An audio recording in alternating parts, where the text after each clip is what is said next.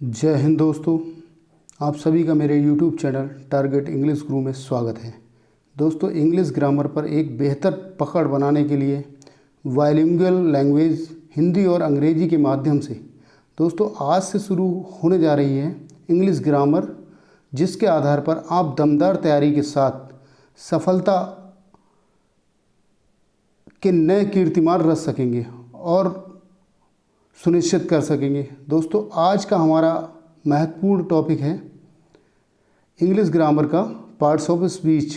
दोस्तों, parts of speech एक ऐसा टॉपिक है जो अधिकांश कंपटीशन एग्ज़ाम्स में मुख्य रूप से आता है। आज की क्लास में हम पार्ट्स ऑफ स्पीच, जिसमें आप दोस्तों noun, pronoun, adjective, verb, adverb, preposition, conjunction, interjection का एक ओवरव्यूज़ लेंगे, जिसके आधार पर नेक्स्ट आने वाली वीडियो को, जो पार्ट्स ऑफ स्पीच पर आधारित होंगी, को अलग अलग रूप से आप अच्छे से समझ सकेंगे। दोस्तों, तो चलिए शुरू करते हैं आज का महत्वपूर्ण वीडियो। आइए दोस्तों,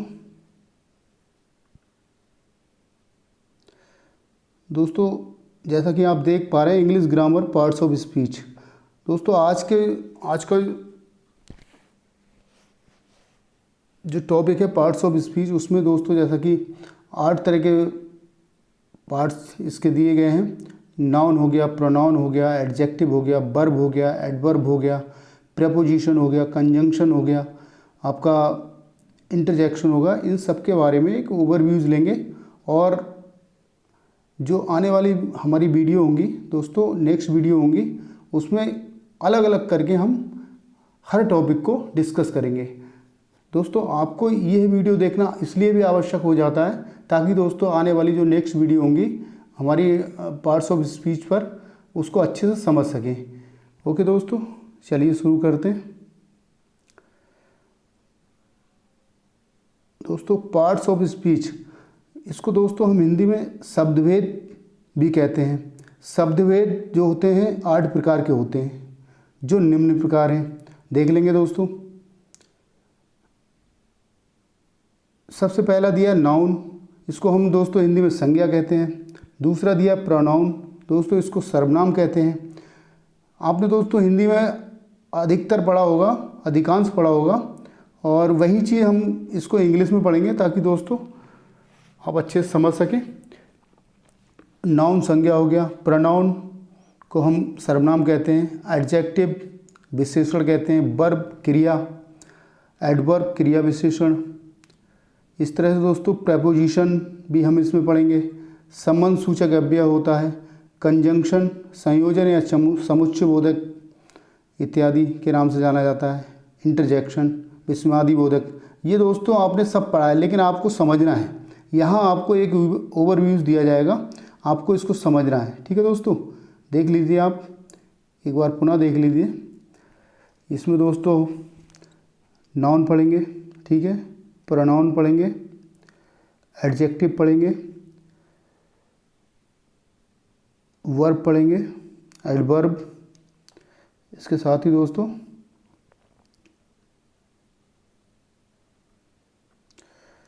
प्रपोजिशन, कंजंक्शन, इंटरजेक्शन। ये दोस्तों 8 प्रकार के जो यहाँ टॉपिक दिए गए हैं, ये सारे जो हैं पार्ट्स ऑफ स्पीच के भाग हैं। दोस्तों, आप इनका ओवरव्यू लेंगे और ताकि आप नेक्स्ट जो वीडियो होंगी हमारी उसको अच्छे से समझ सकें। ठीक है दोस्तों, आगे बढ़ते हैं।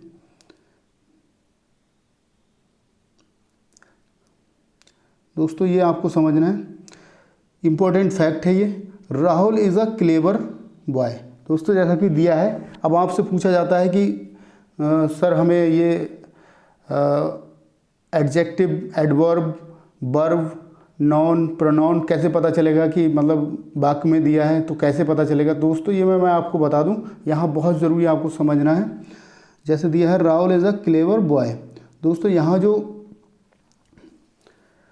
राहुल दिया है, आपने देखा होगा एक वाक्य का जो स्ट्रक्चर होता है, उसमें सब्जेक्ट दिया होता है, वर्ब दिया होता है, एडजेक्टिव दिया होता है, ऑब्जेक्ट दिया होता है, इस तरह से कम्प्लीमेंट दिया होता है। दोस्तों, आपको समझना है कि जो राहुल है यहाँ पर, ये आपका क्या है, ये राहुल क्या है दोस्तों, सब्जेक्ट है। ठीक है, इज क्या है, एक हेल्पिंग वर्ब है।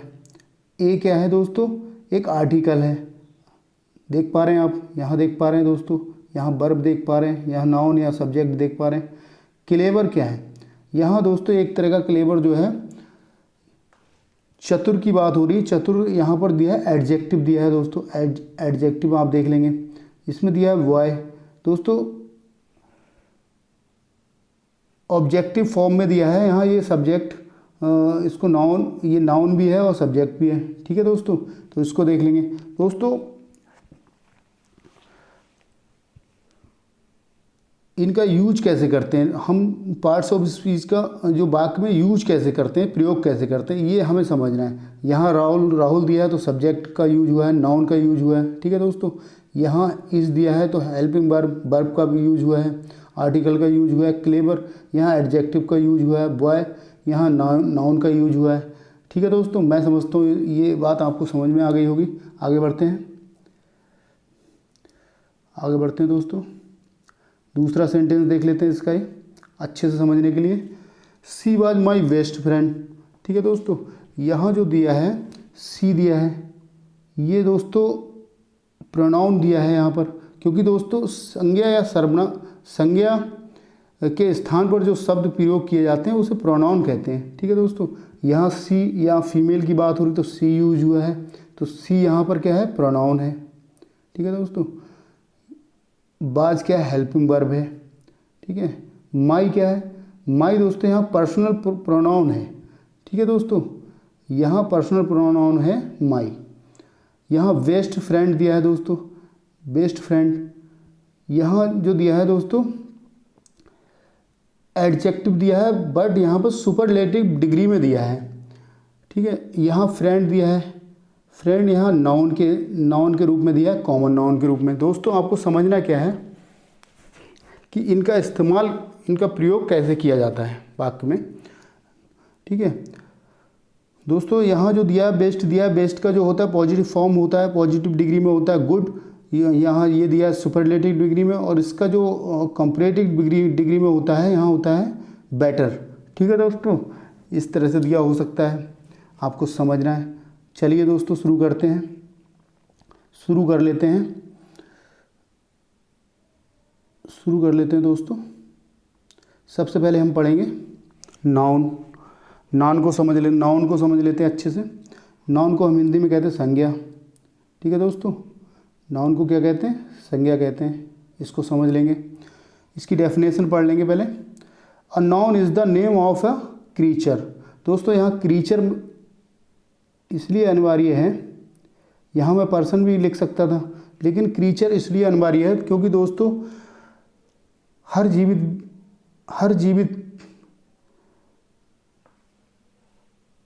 जीवित व्यक्ति या प्राणी संज्ञा होता है। ठीक है दोस्तों, क्योंकि यहाँ व्यक्ति की बात नहीं हो रही है, यहाँ हर जीवित प्राणी की बात हो रही है, सजीव प्राणी की बात हो रही है, इसलिए दोस्तों क्रीचर दिया है।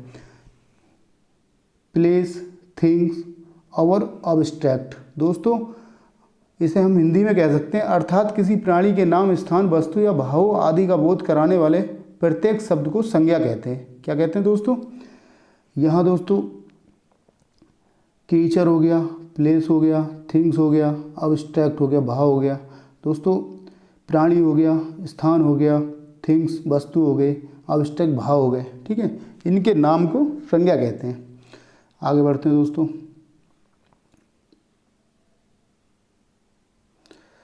इतनी बात समझ में ली होगी दोस्तों आपने। आगे बढ़ते हैं, इसका एक एग्जाम्पल देख लेते हैं। क्या पढ़ा था हमने, किसी प्राणी, वस्तु, स्थान या भाव को संज्ञा कहते हैं। ठीक है दोस्तों, अब जैसे यहाँ पर दिया है दिस इज़ अ पेन। दोस्तों समझना है आपको, दिस इज़ अ पेन। ठीक है, यह एक कलम है।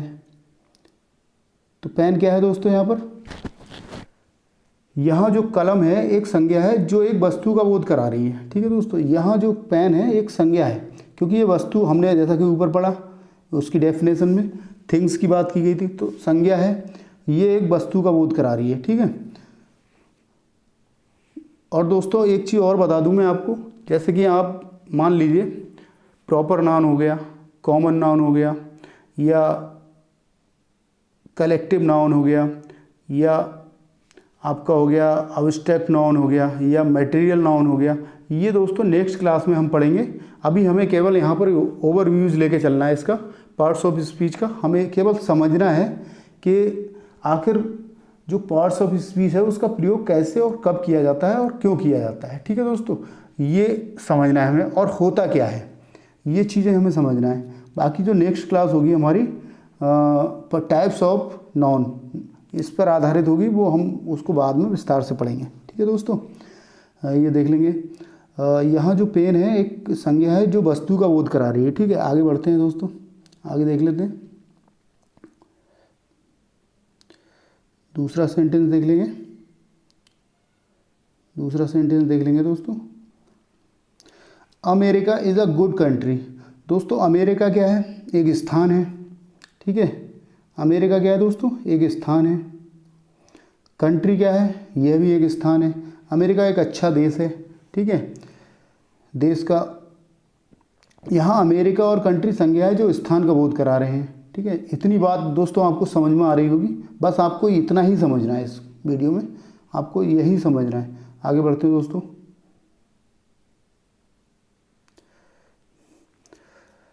Sunita is a good girl. दोस्तों यहाँ सुनीता क्या है, सुनीता क्या है, सुनीता एक नाम है लड़की का। गर्ल क्या है, एक लड़की है। दोस्तों एक नाम और गर्ल लड़की, ये सुनीता अच्छी लड़की है। तो यहाँ पर जो सुनीता है और लड़की है संज्ञा है जो प्राणी नाम व प्राणी का बोध करा रहे हैं। ठीक है दोस्तों, इसको समझ लेंगे।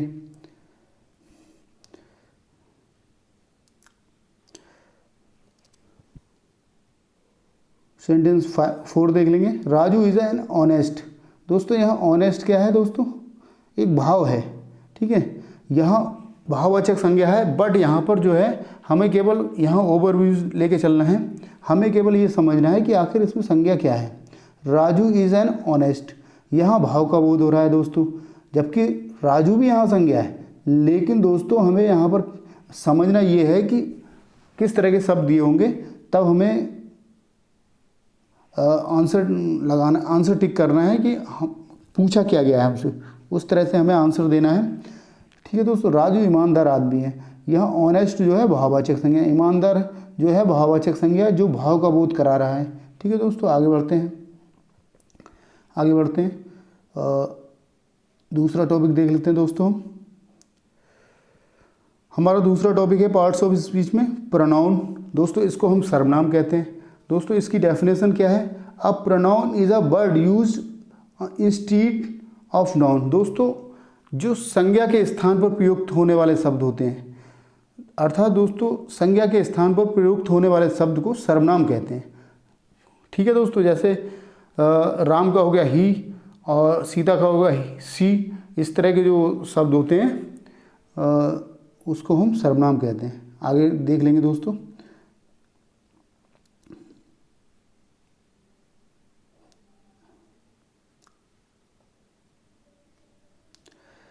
सबसे पहले देख लेंगे दोस्तों, जो सर्वनाम है दोस्तों, इसको हम 4 तरह से डिवाइड कर सकते हैं। पर्सनल प्रोनाउन, निजवाचक सर्वनाम, और इसमें जो आएगा I, we, you, he, she, it, they. ठीक है दोस्तों, इसमें क्या आएगा, I, we, you, he, she, it, they. दोस्तों ये सारे सर्वनाम आ जाएंगे।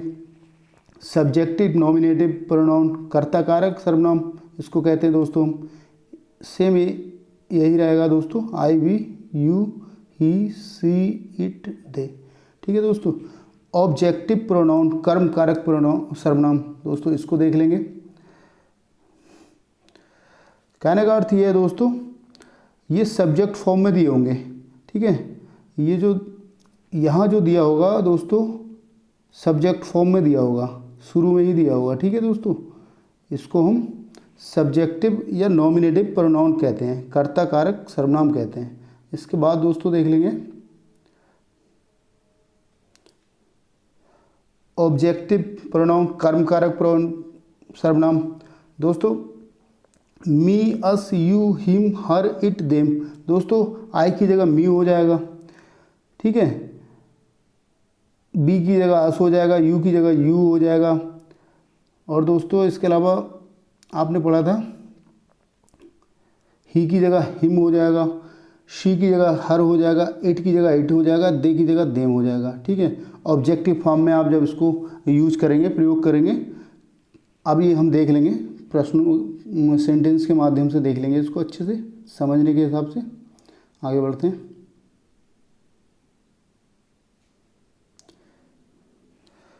पजेसिव प्रोनाउन संबंध कारक सर्वनाम, ठीक है दोस्तों। वहाँ हमने पढ़ा था आई की जगह माई और माइन हो जाएगा, ठीक है। वहाँ हमने पढ़ा था बी की जगह आवर्स हो जाएगा, ठीक है दोस्तों। यू का योर हो जाएगा, योर्स का योर हो जाएगा, योर्स हो जाएगा। ही का हिज हो जाएगा, ठीक है दोस्तों। शी का हर हो जाएगा, हर्स हो जाएगा। इट का इट्स हो जाएगा। दे का देयर हो जाएगा, देयर्स हो जाएगा, ठीक है दोस्तों। इस तरह अब हम देख लेंगे इसके एग्जाम्पल दोस्तों, इसके उदाहरण देख लेंगे कि जैसे Babita has not come because she is ill. दोस्तों यहाँ हमें देखना है, यहाँ समझने वाली बात जो है हमें समझना है, Babita has not come because she is ill. दोस्तों Babita has not come, Babita नहीं आई क्योंकि वह बीमार है, ठीक है दोस्तों। बबीता नहीं आई क्योंकि वह बीमार है। दोस्तों यहाँ जैसे कि आपको समझना है, यहाँ बबीता दिया है, Babita has not come because Babita is ill. हम बबीता यहाँ लिखते तो उतना अच्छा नहीं लगता दोस्तों, इसलिए दोस्तों बबीता के स्थान पर, बबीता की जगह यहाँ सी का प्रयोग किया गया है, जबकि सी क्या है, प्रोनाउन है। सी क्या है दोस्तों, यहाँ प्रोनाउन का प्रयोग किया गया है। सी क्या है दोस्तों, प्रोनाउन है। बबीता क्या है, ये नाउन है, यहाँ दोस्तों ये प्रोनाउन है, ठीक है दोस्तों। इस तरह से जब एक शब्द बार बार आता है तो बार बार जो शब्द आता है उसके स्थान पर हम प्रोनाउन का प्रयोग करते हैं, ठीक है दोस्तों। यहाँ बबीता एक कर्ता के रूप में, अर्थात उसके लिए सर्वनाम शी का प्रयोग किया गया है। मैं समझता हूँ दोस्तों आप समझ गए होंगे, इतनी बात आपने समझ लिया होगा। आगे बढ़ते हैं दोस्तों।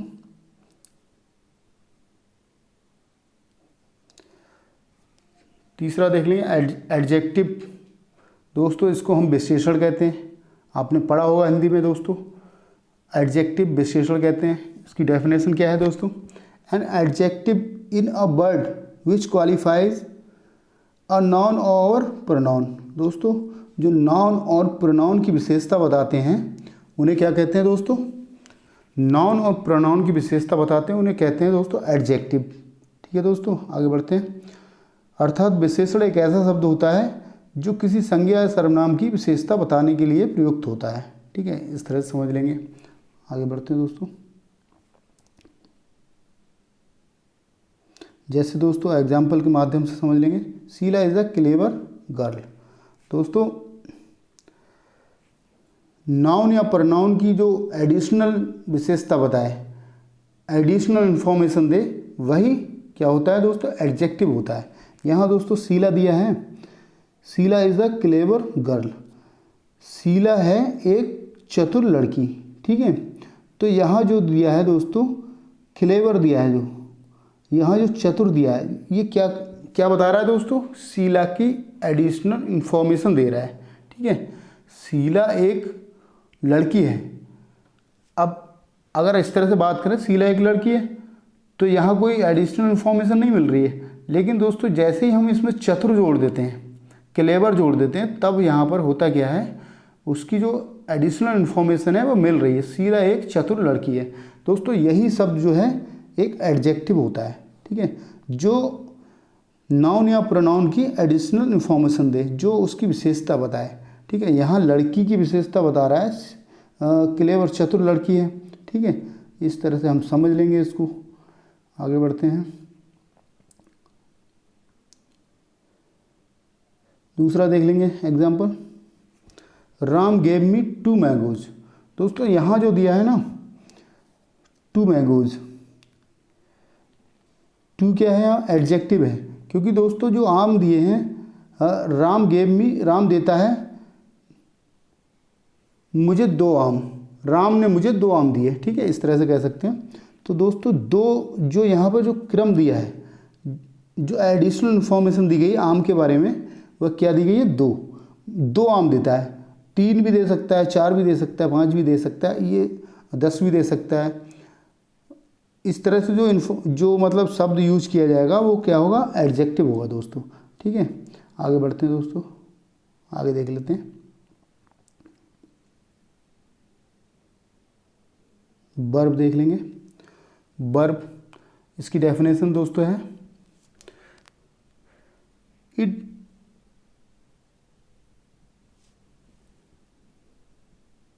डिस्क्राइब द एक्शन और the state of the subject. दोस्तों यहाँ थोड़ी सी मिस्टेक हुई है, डिस्क्राइब होगा।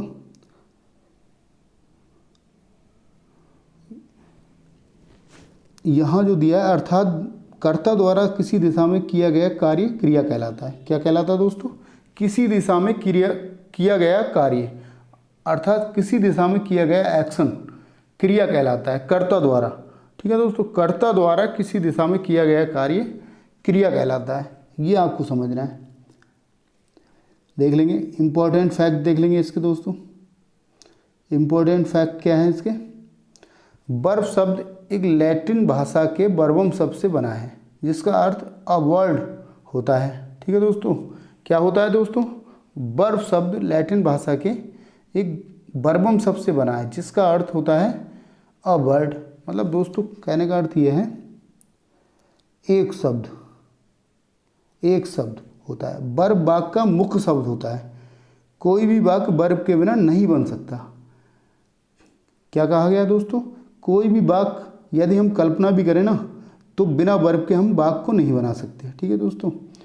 यदि वाक्य में एक ही शब्द क्यों ना हो, अर्थात वह एक शब्द वर्ब ही होगा। सबसे इम्पोर्टेंट फैक्ट जो दिया है दोस्तों, अगर कोई भी सेंटेंस एक शब्द का भी दिया गया होगा तो वो क्या होगा? वो क्रिया होती है दोस्तों। वह क्या होती है?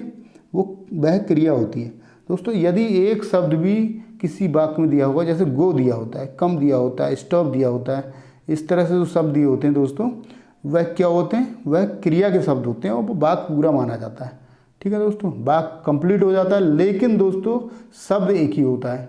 इस तरह से आपको समझना है। परीक्षा की दृष्टि से बहुत ही ज़्यादा महत्वपूर्ण फैक्ट है, ये आपको समझना है। आगे बढ़ते हैं दोस्तों।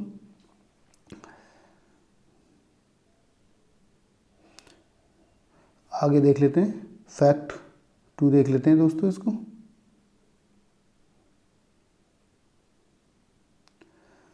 सब्जेक्ट और वर्ब के बीच तालमेल सहमति आवश्यक है। दोस्तों दोनों का जो तालमेल होता है वो बहुत ही आवश्यक है। वर्ब का वही नंबर और पर्सन होता है जो उसके सब्जेक्ट का होता है, ठीक है दोस्तों। क्या होता है दोस्तों? वर्ब और सब्जेक्ट का तालमेल होना बहुत ज़रूरी है, जिसे कहते हैं एग्रीमेंट, जिसका तालमेल और सहमति होना बहुत आवश्यक है। वर्ब का वही नंबर होता है, आपको ये समझना दोस्तों, जो वर्ब का नंबर होगा वही उसके सब्जेक्ट का होगा, ठीक है दोस्तों। जो वर्ब का नंबर होगा वही उसके सब्जेक्ट का नंबर होगा। ये परीक्षा के दृष्टिकोण से बहुत ही ज़्यादा महत्वपूर्ण है। जो उसके सब्जेक्ट का होता है, ठीक है दोस्तों। यदि सब्जेक्ट सिंगुलर है तो वर्ब भी सिंगुलर ही प्रयुक्त होगा, ठीक है दोस्तों। यदि सब्जेक्ट सिंगुलर है तो वर्ब भी सिंगुलर ही प्रयुक्त होगा। सिंगुलर मतलब एक वचन, ठीक है दोस्तों। सिंगुलर मीन्स एक वचन। अगर सब्जेक्ट हमारा कर्ता जो है एक वचन में है तो क्रिया भी एक वचन में ही प्रयुक्त होगी, ठीक है। सब्जेक्ट हमारा कर्ता यदि एक वचन में है तो क्रिया भी हमारी एक वचन में ही प्रयुक्त होगी। ये आपको माइंड करना है, ये आपको याद करना है अच्छे से। आगे बढ़ते हैं। इसी प्रकार यदि सब्जेक्ट प्लूरल है तो वर्ब भी प्लूरल प्रयुक्त होगी, ठीक है दोस्तों। यदि सब्जेक्ट प्लूरल हमारा प्रयोग होगा तो वर्ब भी हमारी प्लूरल प्रयुक्त होगी। ये आपको ध्यान में रखना है। देख लेते हैं। यदि सब्जेक्ट हमारा बहुवचन है, यदि सब्जेक्ट हमारा बहुवचन है, कर्ता हमारा बहुवचन है तो वर्ब भी हमारी, क्रिया भी हमारी बहुवचन ही प्रयुक्त होगी। ये आपको ध्यान रखना है। आगे बढ़ते हैं, एग्जाम्पल इसके देख लेते हैं दोस्तों। जैसे गो दिया है, ये पूरा सेंटेंस है, गो यहाँ पर पूरा सेंटेंस हो गया क्योंकि यहाँ एक शब्द दिया है। लेकिन दोस्तों मैंने आपको बताया कि यदि किसी सेंटेंस में चाहे एक ही शब्द क्यों ना दिया हो, वह क्या होगा, वर्ब होगा, ठीक है। लेकिन आंसर एग्जाम में पूछ सकता है, गो दिया होगा, इस तरह से पूछ सकता है, वर्ब है, एडजेक्टिव है, नाउन है, प्रोनाउन है, इस तरह से पूछ सकता है। कम दिया होगा, कम में भी पूछ सकता है, आपका वर्ब है, एडजेक्टिव है, नाउन है, प्रोनाउन है, प्रेपोजिशन है, इस तरह से पूछ सकता है। स्टॉप भी इसी तरह से पूछ सकता है। अब देख लेते हैं चौथा हमारा जो इसका एग्जाम्पल है, हरी केम हियर। दोस्तों यहाँ जो वर्ब का प्रयोग किया गया है, यहाँ केम के रूप में किया गया है, ठीक है दोस्तों। God is great, God is का प्रयोग जो किया गया है यहाँ क्रिया के रूप में किया गया है, ठीक है दोस्तों। आगे बढ़ते हैं, क्वेश्चन इसका जो देख लेते हैं, टॉपिक 5 में देख लेते हैं, एडवर्ब। एडवर्ब देख लेंगे, क्रिया विशेषण। डेफिनेशन इसकी क्या है दोस्तों, an adverb is a word which modifies the meaning of a verb an adjective over another adverb. दोस्तों इसको क्रिया विशेषण कहते हैं, ये आपको समझना है। इसको समझ लेंगे दोस्तों, मैंने हिंदी में भी इसको ट्रांसलेट किया हुआ है। क्रिया विशेषण एक ऐसा शब्द है जिसका प्रयोग सामान्यतः किसी वर्ब, एडजेक्टिव या अन्य एडवर्ब की विशेषता बताने के लिए किया जाता है। दोस्तों क्या है इसमें, क्रिया विशेषण एक ऐसा शब्द है जिसका प्रयोग सामान्यतः वर्ब, एडजेक्टिव, एडवर्ब की विशेषता बताने के लिए किया जाता है। दोस्तों मैंने इन पर ही 3 सेंटेंस को लिया है, वर्ब, एडजेक्टिव, एडवर्ब। आप उसको देख लेंगे एग्जाम्पल में तो इसको अच्छे से समझ लेंगे दोस्तों। जैसे दिया है,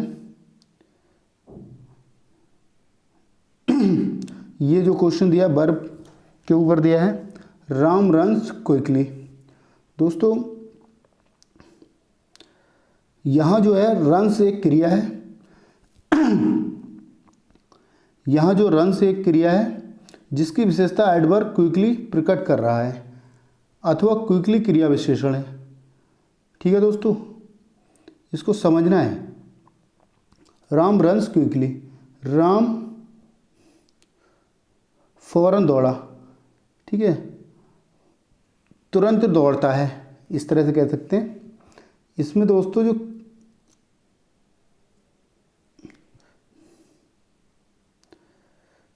जो रन्स है दोस्तों वह क्या है, रन्स क्या है दोस्तों, यहाँ पर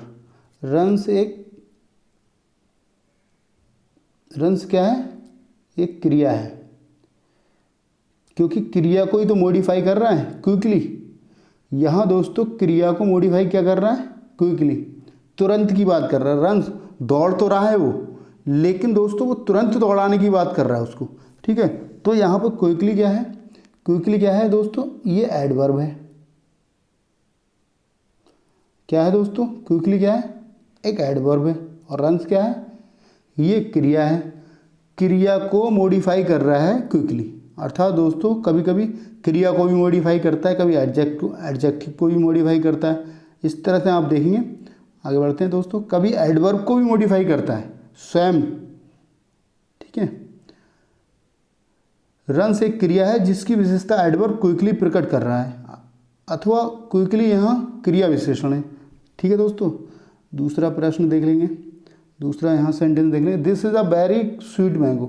दोस्तों this is a very sweet mango, दोस्तों वेरी जो है यहाँ पर एडवर्ब का रूप है, लेकिन दोस्तों स्वीट जो है यहाँ एडजेक्टिव है।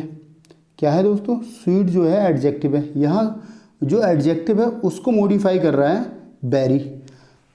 कैसे दोस्तों कर रहा है ये देख लेंगे। जैसे this is a very sweet, यहाँ केवल हम अगर यदि कहें this is a sweet mango तो दोस्तों हम बात कर रहे हैं मैंगो की। मैंगो जो आम है वो मीठे हैं, ठीक है, लेकिन हम वेरी स्वीट मैंगो बहुत मीठे हैं। यहाँ बहुत जो है, यहाँ क्या कर रहा है दोस्तों, जो एडजेक्टिव है ना स्वीट, स्वीट एडजेक्टिव है उसको मॉडिफाई क्या कर रहा है दोस्तों, वेरी। ठीक है दोस्तों, इस तरह से समझ लेंगे इसको। मैं समझता हूँ दोस्तों आप समझ रहे हैं इसको। इस वाक्य में वेरी एडवर्ब है, जो स्वीट विशेषण एडजेक्टिव,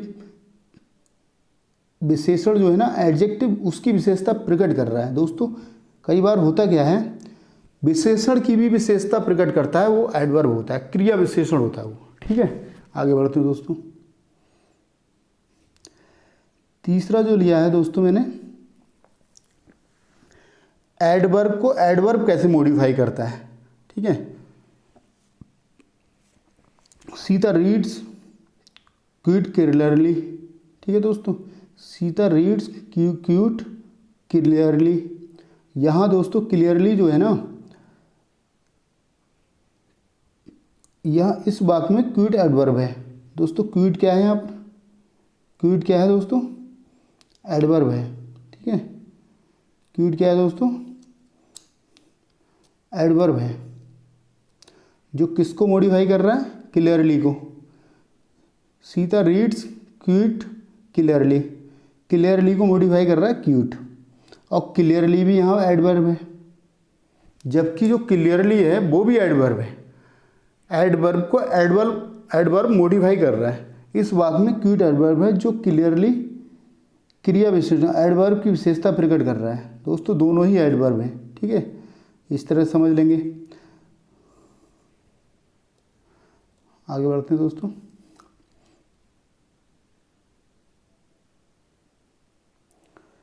नेक्स्ट जो हमारा टॉपिक है इसका, पार्ट्स ऑफ स्पीच का, प्रेपोजिशन, संबंध सूचक अव्यय। दोस्तों इसकी डेफिनेशन क्या है, a preposition is a word used before a noun और pronoun to show its relation with the other words of the sentences. ठीक है दोस्तों, अव्यय वह शब्द है जो प्रायः, अव्यय वह शब्द है जो प्रायः सर्वनाम, संज्ञा या सर्वनाम के पहले प्रयुक्त होकर उस संज्ञा या सर्वनाम के संबंध वाक्य के कुछ अन्य शब्दों के साथ कराता है। दोस्तों आपको समझना है इसमें, अव्यय वह शब्द है जो संज्ञा या सर्वनाम के पहले प्रयुक्त होता है, और दोस्तों उस संज्ञा या सर्वनाम का संबंध वाक्य के कुछ अन्य शब्दों से कराता है। उस संज्ञा या सर्वनाम का संबंध वाक्यों के कुछ अन्य शब्दों से कराता है। ठीक है दोस्तों, एग्जाम्पल के माध्यम से इसको समझ लेंगे। एग्जाम्पल्स दिया, आई बी लीव इन मुंबई। दोस्तों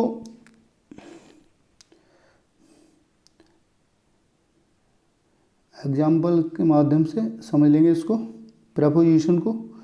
वी लीव इन मुंबई। दोस्तों प्रपोजिशन क्या है यहाँ पर, इन।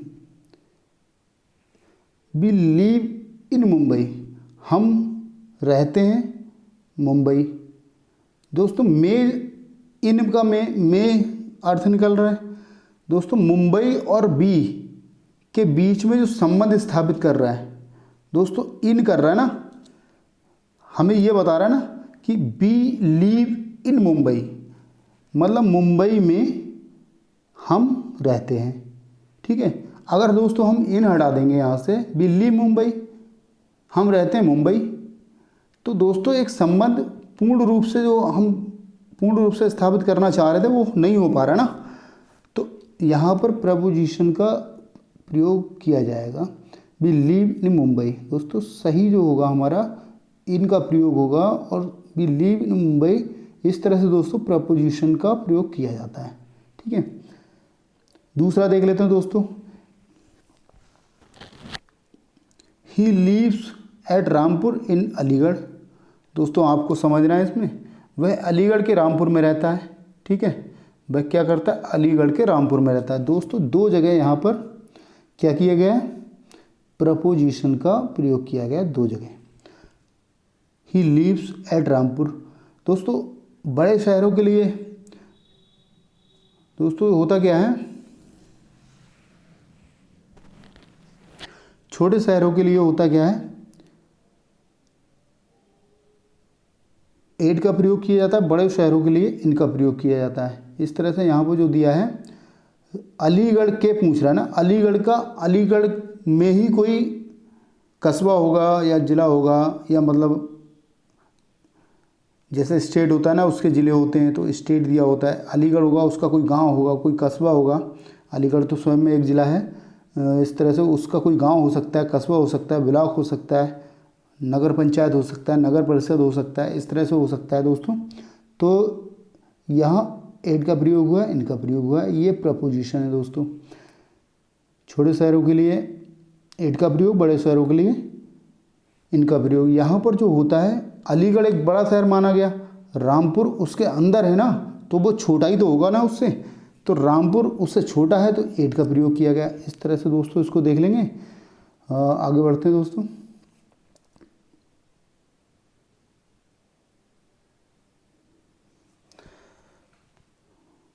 टॉपिक 7 में देख लेंगे इसको, कंजंक्शन। कंजंक्शन दोस्तों संयोजक होता है। दोस्तों होता क्या है, ये दो से अधिक शब्दों या समूह या वाक्यांशों को आपस में जोड़ता है, संयोजन कहलाता है। क्या कहलाता है दोस्तों? दो से अधिक शब्दों, समूह, वाक्यांशों को आपस में जोड़ता है, क्या कहलाता है? संयोजन कहलाता है। इसकी डेफिनेशन क्या है? A conjunction is a word which join two और more than two words, phrases, clauses और सेंटेंसेस। दोस्तों दो से अधिक, दो भी हो सकते हैं, दो से अधिक भी हो सकते हैं, दो शब्द भी हो सकते हैं, टू और मोर, दो और दो से अधिक, वर्ड्स भी हो सकते हैं, फ्रेजेस, लोकोक्ति भी हो सकती है, क्लाउजेज भी हो सकता है, और सेंटेंसेस, वाक्य भी हो सकते हैं। इस तरह से आपको समझ लेंगे दोस्तों। इसमें होता क्या है, शब्द है जो दो या दो से अधिक शब्दों, शब्द समूह, वाक्यांशों या वाक्यों को जोड़ता है, संयोजन कहलाता है। ठीक है दोस्तों, इतनी बात तो समझ में आ रही होगी आपको। आगे बढ़ते हैं दोस्तों, एग्जाम्पल्स के माध्यम से इसको समझ लेंगे अच्छे से। इसमें दोस्तों जोड़ने वाले जो शब्द होते हैं वो क्या होते हैं? एंड हो सकता है, वर्ड हो सकता है, आवर हो सकता है, नॉर हो सकता है, अंटिल हो सकता है, देन हो सकता है, एज हो सकता है, बिकॉज हो सकता है, बिफोर हो सकता है, इफ हो सकता है, ऑल्दो हो सकता है, इत्यादि इस तरह के शब्द हो सकते हैं। ठीक है दोस्तों, जो जोड़ते हैं। एंड हो सकता है, वर्ड हो सकता है, और हो सकता है, नॉर हो सकता है, अंटिल भी हो सकता है, देन भी हो सकता है, एज भी हो सकता है, बिकॉज भी हो सकता है, बिफोर हो सकता है, इफ हो सकता है, ऑल्दो हो सकता है। दोस्तों इस तरह के जो शब्द दिए होंगे, दो शब्दों, वाक्यांशों या मतलब लोकोक्तियों या वाक्यों को जो जोड़ता है वह ये शब्द हो सकते हैं। जैसे दिया है दोस्तों, नीचे दिया है, उदाहरण के माध्यम से देख लेंगे। 2 and 2 मेक 4। दोस्तों 2 और 2 4 होते हैं। यहाँ 2 और 2 को कौन जोड़ रहा है? एंड जोड़ रहा है दोस्तों। ठीक है, 2 और 2 को कौन जोड़ रहा है? एंड जोड़ रहा है। इसलिए दोस्तों ये क्या होगा? कंजंक्शन होगा। एग्जाम में आपसे पूछ सकता है कंजंक्शन बताइए। ठीक है, तो आप इसको क्या एंड को बताएंगे। इस तरह से दोस्तों 2 and 2 मेक 4, 2 और 2 4 बनते हैं। ठीक है, इसको देख लेंगे दोस्तों। इसी तरह दूसरा देख लीजिए, ही पास्ड, वह पास हो गया, लेकिन बट जो यहाँ पर दिया है, बट दोनों को जोड़ रहा है। बट हिज सिस्टर फेल्ड, लेकिन उसकी जो सिस्टर है, उसकी जो बहन है वो फेल हो गई। ठीक है, यहाँ बट जो है वह दोनों को जोड़ रहा है, दो सेंटेंस को जोड़ रहा है। ठीक है, यहाँ दो शब्दों को जोड़ रहा है। इस तरह से देख लेंगे। इस तरह से दोस्तों और भी दिया हो सकता है, नॉर भी दिया हो सकता है, अंटिल भी दिया हो सकता है, देन भी दिया हो सकता है, एज दिया हो सकता है। इस तरह से दोस्तों जो जोड़ने का कार्य करता है वो कंजंक्शन करता है, जिसमें आप दो शब्द भी हो सकते हैं, दो वाक्यांश भी हो सकते हैं, दो फ्रेजेज, लोकोक्ति भी हो सकती है, दो वाक्य भी हो सकते हैं। ठीक है दोस्तों, इस तरह से समझ लेंगे।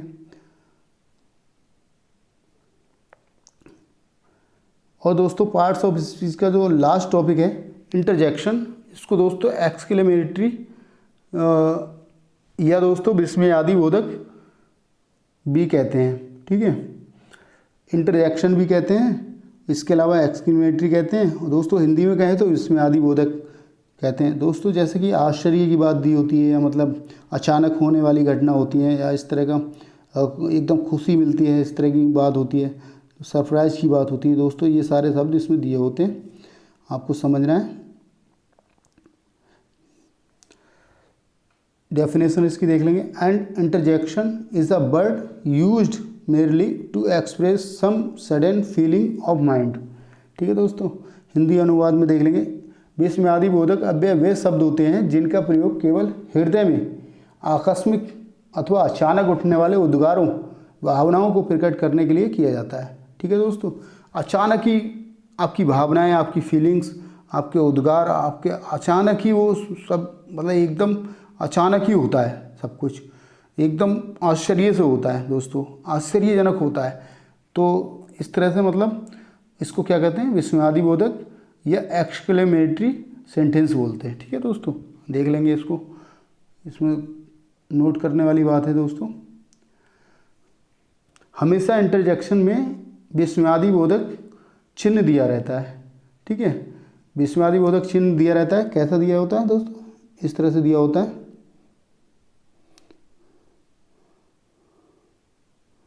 ये दोस्तों इसमें क्या दिया रहता है,